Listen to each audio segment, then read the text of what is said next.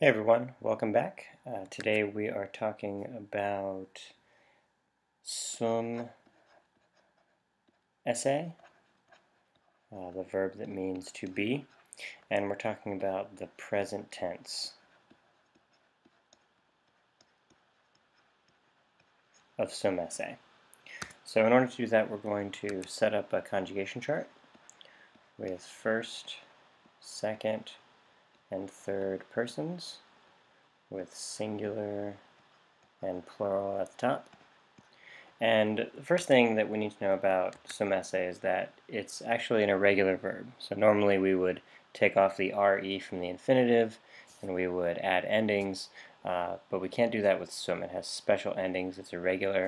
The verb to be is irregular in just about every language. So we'll start with the first person singular, which is sum, and then the second person singular is es, and the third person singular is est. The first person plural is summus. Second person plural is estis. And the third person plural is sunt. And so in chapter 1 we've seen est and sunt before. And in chapter 1 we said that these verbs are linking verbs. And sum esse is the linking verb in Latin. And we translate these like so. So sum would be I am, es would be you are, est we already know is he or she or it is,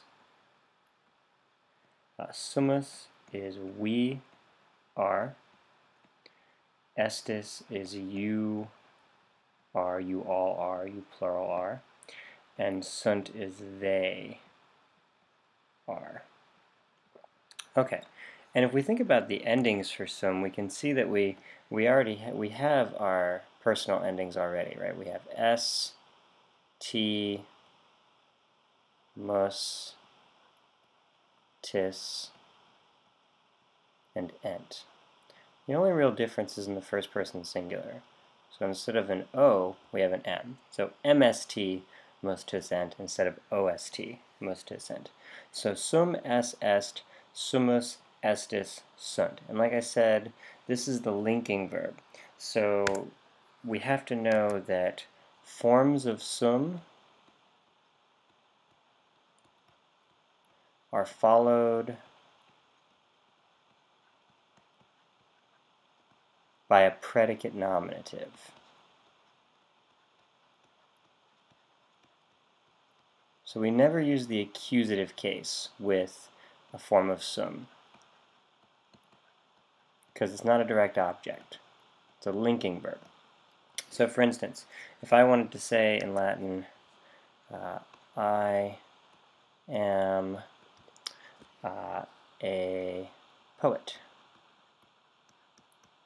Okay. For sum, for I am, I would say sum, and for poet, poeta. So poet would be nominative, and not only that, it would be a predicate nominative, because in English and in Latin, it comes in the predicate part of the sentence, right? So we have the subject part, right? The subject here is I, and then everything that comes after that, including the verb, is the predicate. Okay, let's do another example of that. Let's do a plural example. So any form of sum would, of course, be followed by a nominative. So we could say summus amici, and that would be we are friends. Okay, so amici is nominative, plural, of second declension. Okay, and so this would be a predicate nominative. Okay, let's do one more example. Okay.